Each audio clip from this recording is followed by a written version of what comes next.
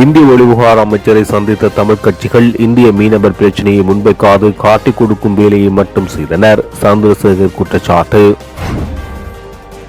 கண்டாவளை பிரதேச செயலகத்தின் கிளீன் ஸ்ரீலங்கா திட்டத்தின் இரண்டாவது நடமாடும் சேவை.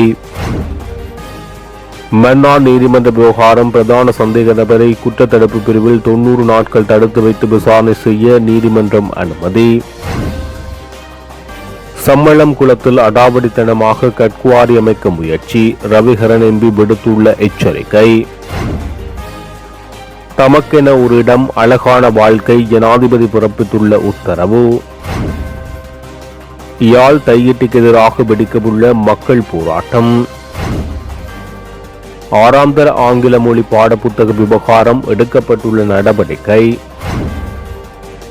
தனக்கு தானே குழிவெட்டிக் கொள்ளும் அரசாங்கம், நாம ராஜபக்ச வெளிப்படை. திருகோணமலை 5 மாணவர்கள் படுகொலை 20வது ஆண்டு நினைவேந்தல் நிகழ்வு இடம்பெற்றது. இந்திய வெளிவிவகார அமைச்சரை சந்தித்த தமிழ் கட்சிகள் இந்திய மீனவர் பிரச்சினையை முன்வைக்காது காட்டிக் கொடுக்கும் வேலையை மட்டும் செய்தனர். கடற்தொழில் அமைச்சர் ராமலிங்கம் சந்திரசேகர் இந்திய மீனவர் பிரச்சினை தொடர்பாக ஊடகவியலாளர்கள் கேள்வி எழுப்பிய போது இவ்வாறு தெரிவித்தார். ஜனாதிபதி செயலகத்தின் வழிகாட்டலில் கிளீன் ஸ்ரீலங்கா நிகழ்ச்சி திட்டத்தின் கீழ் கண்டாவளை பிரதேச செயலாளர் பிரிவின் 2வது நடமாடும் சேவை வேலை திட்டம் நேற்று நடைபெற்றது. குறித்த நடமாடும் சேவை கண்டாவளை பிரதேச செயலாளர் பிருந்தாகரன் தலைமையில் கல்லாறு தமிழ் மகாவித்தியாலயத்தில் நடைபெற்றது. இந்த நடமாடும் சேவையில் பல்வேறு சேவைகள் பணிகள் மக்களுக்கு ஒரே நாளில் முன்னெடுக்கப்பட்டது. பிறப்பு, இறப்பு மற்றும் உத்தேச வயது சான்றிதழ் தொடர்பான சேவைகள், ஆட்களை பதிவு செய்யும் திணைக்களத்தினால் வழங்கப்படும் சேவைகள், ஓய்வூதியம் தொடர்பான சேவைகள், மோட்டார் வாகன பதிவு மற்றும் வாகன வருமான அனுமதி பத்திரம் தொடர்பான சேவைகள், வியாபார பெயர் பதிவு தொடர்பான சேவைகள், காணி தொடர்பான சேவைகள், சமூக சேவைகள், திணைக்களத்தினால் வழங்கப்படும் சேவை, நலன்புரி நன்மை தொடர்பான சேவைகள், முதியோர் தேசிய செயலகத்தினால் வழங்கப்படும் சேவைகள், சிறுவர் பெண்கள் உரிமைகள் தொடர்பான சேவைகள், வெளிநாட்டு வேலைவாய்ப்பு பிரிவு தொடர்பான சேவைகள், திறன் அபிவிருத்தி தொடர்பான சேவைகள் மற்றும் தொழிற்கல்வி வழிகாட்டுதல்கள், மனிதவள அபிவிருத்தி தொடர்பான சேவைகள் மற்றும் தொழில் வழிகாட்டுதல்கள், கைத்தொழில் திணைக்களம் தொடர்பான சேவைகள், கிராம அபிவிருத்தி பிரிவு தொடர்பான சேவைகள், சமய கலாச்சார பிரிவு தொடர்பான சேவைகள், சொத்தழிவு காணாமல் போனோர் தொடர்பான சேவைகள், சமுத்தி கடன் சேவைகள், பிரதேச சபைகளால் வழங்கப்படுகின்ற அபிவிருத்தி திணைக்களம் தொடர்பான சேவைகள், ஆயுர்வேத திணைக்களத்தினால் வழங்கப்படும் சேவைகள், விவசாய திணைக்களத்தினால் வழங்கப்படும் சேவைகள், கால்நடை அபிவிருத்தி திணைக்களத்தினால் வழங்கப்படும் சேவைகள், மின்சார சபை தொடர்பான சேவைகள், நீர்வளங்கள் அதிகார சபை தொடர்பான சேவைகள், திண்ணை பயிற்சிகை சபை தொடர்பான சேவைகள், போலீஸ் திணைக்களத்தினால் வழங்கப்படும் சேவைகள், தொழில் திணைக்களத்தால் வழங்கப்படும் சேவைகள், நுகர்வோர் அலுவலர்கள் அதிகார சபையால் வழங்கப்படும் சேவை, ஏனைய திணைக்களங்களினால் வழங்கப்படும் சேவைகள் உள்ளிட்ட பல்வேறு சேவைகள் பொதுமக்கள் ஒரே நேரத்தில் இலகுவாக பெற்றுக்கொள்ளக்கூடிய வகையில் குறித்த நடமாடும் சேவை இடம்பெற்றது. மன்னார் நீதிமன்றத்துக்கு முன் கடந்த வருடம் துப்பாக்கிச்சூட்டு சம்பவத்துடன் தொடர்புடையதாக கருதப்படும் பிரதான சந்தேக நபர் நேற்றைய தினம் வெள்ளிக்கிழமை மன்னார் நீதிமன்றத்தில் முன்னிலைப்படுத்தப்பட்ட போது குறித்த சந்தேக நபரை சிஐடியினர் 90 நாட்கள் தடுத்து வைத்து விசாரணை மேற்கொள்ள அனுமதி கோரிய நிலையில் மன்னார் நீதவான் குறித்த அனுமதியை வழங்கினார். குறித்த விடயம் தொடர்பாக சட்டத்தரணி தினேசன் கருத்து தெரிவிக்கையில், மக்களின் விருப்புக்கு மாறாக காதாலியார் சம்மளங்குளத்தில் கட்குவாரி அமைக்கப்பட்டால் மக்களோடு இணைந்து பாரிய போராட்டம் முன்னெடுக்கப்படும் என பண்டி மாவட்ட பாராளுமன்ற உறுப்பினர் துரைராசா ரவிகரன் தெரிவித்தார். குறித்த விடயம் தொடர்பில் அந்த பகுதி மக்கள் பாராளுமன்ற உறுப்பினரிடம் முறையிடப்பட்டது. இந்த நிலையில் குறித்த பகுதிக்கு நேற்று பாராளுமன்ற உறுப்பினர் நேரடியாக சென்று நிலைமைகளை ஆராய்ந்த பின்னர் கருத்து தெரிவிக்கும் போது இவ்வாறு தெரிவித்தார்.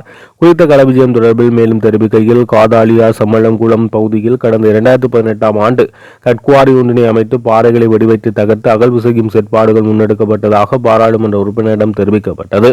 அதைத் தொடர்ந்து கிராம மக்களின் எதிர்ப்பினால் அந்த கட்குவாரி கடந்த 2022ஆம் ஆண்டு மூடப்பட்டதாகவும் அப்பகுதி மக்கள் இதன்போது பாராளுமன்ற உறுப்பினரிடம் சுட்டிக்காட்டினர். இந்த நிலையில் தற்போது மீண்டும் குறித்த பகுதியில் கட்குவாரி ஒன்றினை அமைத்து கற்களை அகழ்வதற்குரிய முயற்சிகள் மேற்கொள்ளப்படுவதாக மக்கள் இதன்போது பாராளுமன்ற உறுப்பினரிடம் தெரியப்படுத்தினர். எனவே தமது கிராமத்துக்கு பல்வேறு வழிகளிலும் பாதிப்பாக அமைகின்ற கட்குவாரியை மீண்டும் தமது கிராமத்தில் அமைக்க எடுக்கப்படுகின்ற முயற்சியை தடுத்து நிறுத்துமாறும் இதன்போது கிராம மக்களால் பாராளுமன்ற உறுப்பினர் ரவிகரனிடம் கோரிக்கை விடுக்கப்பட்டது. இந்த நிலையில் மக்களின் முறையீடுகளை நன்கு செவிமடுத்த பாராளுமன்ற உறுப்பினர் துரைராசா ரவிகரன் ஒட்டுசுட்டான் பிரதேச செயலாளருக்கு தொலைபேசி அழைப்பெடுத்து கலந்துரையாடினார். அந்த வகையில் கட்குவாரியின் பாதிப்பு நிலைமைகள் ஒட்டுசுட்டான் பிரதேச செயலாளரிடம் சுட்டிக்காட்டினார். அத்தோடு ஏற்கனவே கடந்த ஒட்டு சுட்டான் பிரதேச அபிவிருத்தி ஒருங்கிணைப்பு குழு கூட்டத்தில் எடுக்கப்பட்ட தீர்மானத்துக்கு அமைவாக காதாலியா சம்பளங்குளம் கிராமத்தில் கற்குவாரி அமைக்க அனுமதி வழங்கப்படக்கூடாது என பாராளுமன்ற உறுப்பினர் ரவிகரன் பிரதேச செயலாளரிடம் வலியுறுத்தினார். அத்தோடு கற்குவாரி அமைக்க அனுமதி வழங்கப்படாது என பிரதேச செயலாளர் தெரிவித்துள்ளார். 2026 ஆண்டு வரவு செலவு திட்டத்தின் கீழ் செயல்படுத்த திட்டமிடப்பட்டுள்ள அனைத்து வீட்டு திட்டங்களையும் உரிய காலத்துக்குள் நிறைவு செய்து மக்களிடம் ஒப்படைக்குமாறு ஜனாதிபதி அனுகுமார திசாநாயக்க அதிகாரிகளுக்கு அறிவுறுத்தினார். அந்த திட்டங்களின் செயற்பாடுகளை ஒரே நிறுவனத்தின் கீழ் மேற்பார்வை செய்வதன் அவசியத்தையும் ஜனாதிபதி வலியுறுத்தினார். 2026 வரவு செலவு திட்ட ஒதுக்கீட்டின் கீழ் செயல்படுத்தப்படும் தமக்கென ஒரு இடம் அழகான வாழ்க்கை தேசிய வீட்டு திட்டம் உள்ளிட்ட ஏனைய வீட்டு திட்டம் மற்றும் தற்போதைய செயற்பாடுகளை மீளாய்வு செய்வதற்காக தேசிய வீடமைப்பு அபிவிருத்தி அதிகார சபையின் அதிகாரிகளுடன் நேற்று முற்பகல் ஜனாதிபதி அலுவலகத்தில் இடம்பெற்ற கலந்துரையாடலின் போது ஜனாதிபதி அனுகுமார இவ்வாறு தெரிவித்தார். 2026 ஆண்டு வரவு செலவு திட்ட ஒதுக்கீட்டின் கீழ் குறைந்த வருமானம் பெறுகின்ற குடும்பங்களுக்காக 10,700 மில்லியன் ரூபாய் செலவில் செலுத்தப்படுகின்ற வீட்டு திட்டம் மற்றும் யுத்தம் காரணமாக இடம்பெயர்ந்த மக்களுக்காக 5,000 மில்லியன் ரூபாய் செலவில் செயல்படுத்தப்படும் வீட்டு திட்டங்களின் திட்டமிடல் செயல்பாடு மற்றும் நிறைவு செய்யவுள்ள காலக்கெடு தொடர்பில் ஜனாதிபதி இதன் போது அவதானம் செலுத்தினார். மேலும் தேசிய வீடமைப்பு அபிவிருத்தி அதிகார சபையின் கீழ் கடந்த ஆண்டுகளில் ஆரம்பிக்கப்பட்டு இன்னும் முடிக்கப்படாத வீட்டு திட்டங்கள் விரைவாக முடிப்பது குறித்து கவனம் செலுத்தப்பட்டது.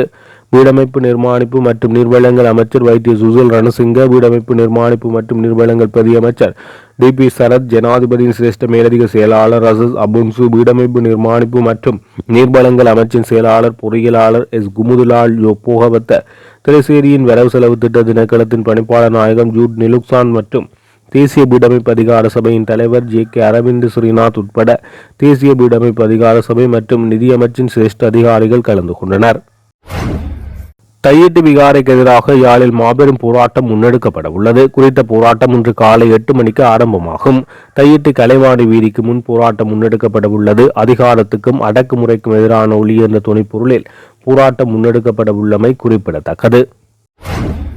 சர்ச்சைக்குரிய தரம் 6 ஆங்கில பாட கற்றல் தொகுதியை அச்சிடுவதற்காக 61 மில்லியன் ரூபாவுக்கு மன்மித்த நிதி செலவிடப்பட்டுள்ளதாக தெரிவிக்கப்பட்டுள்ளது. குறித்த விடயத்தை கல்வி அமைச்சின் செயலாளர் நாளக கழுவி தெரிவித்துள்ளார். 6ஆம் தர ஆங்கில மொழி பாடப்பயிற்சி புத்தகத்தில் பொருத்தமற்ற இணையதளம் ஒன்றின் பேர் இடம்பெற்றிருந்தமை பெரும் சர்ச்சைக்குள்ளாக இருந்தது. இந்த நிலையில் புத்தகத்தை மீண்டும் அச்சிடுவதா அல்லது செலவை குறைக்கும் மாற்று நடவடிக்கை ஒன்றை செய்வதா என்பது குறித்து தற்போது கவனம் செலுத்தப்பட்டுள்ளதா என செயலாளரிடம் ஊடகங்கள் கேள்வி எழுப்பியது. இதற்கு பதிலளிக்கும் போது அவர் இவ்வாறு தெரிவித்தார். இது தொடர்பில் அவர் தெரிவிக்கையில், குறித்த கற்றல் தொகுதியில் உள்ள சர்ச்சைக்குரிய பக்கத்தை மாத்திரம் நீக்கிவிட்டு விநியோகிப்பது தொடர்பில் கவனம் செலுத்தப்பட்டுள்ளதாக தெரிவித்திருந்தார். அரசாங்கம் தனக்கான கூலியை தானே வெட்டிக் கொள்வதாக ஸ்ரீலங்கா பொதுஜன பெரமுனவின் தேசிய அமைப்பாளரும் பாராளுமன்ற உறுப்பினருமான நாமல் ராஜபக்ச தெரிவித்துள்ளார். மத நிகழ்வொன்றின் பிறகு உரையாற்றுகையில் அவர் இவ்வாறு தெரிவித்துள்ளார். கடந்த ஆண்டு முழுவதும் தேசிய மக்கள் சக்தி பல்வேறு அரசியல் நடவடிக்கைகளை மேற்கொண்டதாகவும் அந்த காலம் பொதுமக்களுக்கு மிகவும் கடினமாக இருந்தது எனவும் நாமல் தெரிவித்தார். அத்தோடு தேசிய மக்கள் சக்தி அரசாங்கம் ஆட்சிக்கு வந்த பிறகு தாங்க முடியாத வரி விதிப்பால் மக்கள் கடுமையாக பாதிக்கப்பட்டுள்ளதாக குறிப்பிட்டுள்ளார். சமீபத்திய பேரழிவில் இருந்து உயிர்களை காப்பாற்றக்கூடிய சாத்தியம் இருந்திருந்தாலும் அரசாங்கம் உடனடி நடவடிக்கை எடுக்க தவறிவிட்டது என்றும் பொதுமக்களுக்கு அளித்த முக்கிய வாக்குறுதிகளை நிறைவேற்ற தவறிவிட்டது எனவும் குற்றம் சாட்டியுள்ளார். இடர்களால் பாதிக்கப்பட்டவர்களுக்கு இழப்பீடு வழங்குவதற்காக ஜனாதிபதி உறுதியளித்தார். அந்த வாக்குறுதிகள் இன்னும் முறையாக நிறைவேற்றப்படவில்லை. அரசாங்கம் இழப்பீடு வழங்குவதற்கு முன்னுரிமை அளிக்க வேண்டும் மற்றும் இடம்பெயர்ந்த குடும்பங்கள் அவர்களின் வீடுகளில் மீள்குடியேறுவதற்கு அவசர நடவடிக்கைகள் எடுக்க வேண்டும். எதிர்க்கட்சி அரசியல் கட்சிகள் சுட்டிக்காட்டிய பிரச்சினைகளில் அரசாங்கம் கவனம் செலுத்தவில்லை என்றாலும் மக்களுக்கு அளித்த வாக்குறுதிகளை நிறைவேற்றுவதில் அரசாங்கம் உடனடி கவனம் செலுத்த வேண்டும். இருப்பினும் ஸ்ரீலங்கா பொதுஜன பெரமுன என்ற வகையில் நாங்கள் தொடர்ந்து எங்கள் பொறுப்புகளை நிறைவேற்றுவோம் என தெரிவித்தார். திருகோணமலை கடற்கரையில் வைத்து படுகொலை செய்யப்பட்ட 5 மாணவர்களின் 20வது ஆண்டு நினைவேந்தல் நிகழ்வு வெள்ளிக்கிழமை மாலை 6 மணியளவில் அவர்கள் படுகொலை செய்யப்பட்ட திருகோணமலை கடற்கரையில் உள்ள காந்து சிலைக்கு முன்பாக இடம்பெற்றது. இதன்போது படுகொலை செய்யப்பட்ட மாணவர்களின் நிழற்படங்களுக்கு மலர்தூவி விளக்கேற்றி அஞ்சலி செலுத்தப்பட்டது. திருகோணமலை பிரதான கடற்கரை சந்தியில் உள்ள காந்து சிலைக்கு அருகாமையில் மாலை பொழுதில் தினமும் இளைஞர்கள் நின்று கதைப்பது வழக்கம். 2/1/2006 அன்றைய மாலை பொழுதும் மாணவர்கள் பலர் அவ்விடத்தில் கூடி நின்று கதைத்துக் கொண்டிருந்தனர். அப்போது ஆட்டோ ஒன்றில் வந்த இனம் தெரியாத நபர்கள் இந்த இளைஞர்கள் மீது கைக்குண்டை வீசிவிட்டு கோட்டை பக்கமாக சென்றனர். கைக்குண்டு வெடித்ததில் திருமலை புனித ஜோசப் கல்லூரி மாணவரான ஜோகராசா பூங்குழலோன் என்பவர் காயமடைந்தார். இவரை ஏனைய மாணவர்கள் வைத்தியசாலைக்கு கொண்டு செல்ல முற்பட்ட போது அப்பகுதிக்கு வந்த கடற்படையினர் அங்கு சுமார் 10 நிமிடங்கள் வரை துப்பாக்கி பிரயோகம் செய்தனர். இதனால் கடற்கரையில் நின்ற மக்கள் நாலாபுரமும் சிதறி ஓடத் தொடங்கினர். இதற்கிடையில் காயமடைந்த மாணவர்களுக்கு அருகில் விழுந்த கடற்படையினர் அவர்களை நிலத்தில் விழுத்தி கண்மூடித்தனமாக தாக்கினர். மாணவர்கள் இந்த சம்பவம் பற்றி தமக்கு எதுவும் தெரியாது என கூறிய போதும் மாணவர்களை சப்பாத்து கால்களால் மிதித்து முழங்காலில் நிற்க வைத்து சுட்டுக் கொண்டதாக அக்காலத்தில் வெளிவந்த பத்திரிகைகள் செய்தி வெளியிட்டது. இத்தகைய காட்டுமிராண்டித்தனமான தாக்குதலில் லோகிதராசா, ரொஹான், சண்முகராசா, சஜீந்திரன், மனோகரன், பசீகர், சங்கத்துறை சிவானந்தன், ஜோகராஜா, கேமச்சந்திரன் ஆகியோர் கொல்லப்பட்டனர். அதுடன் குறித்த படுகொலை சம்பவம் தொடர்பில் செய்தி வெளியிட்டு சுகிதராஜன் என்ற ஊடகவியலாளர்களும் படுகொலை செய்யப்பட்டமை குறிப்பிடத்தக்கது.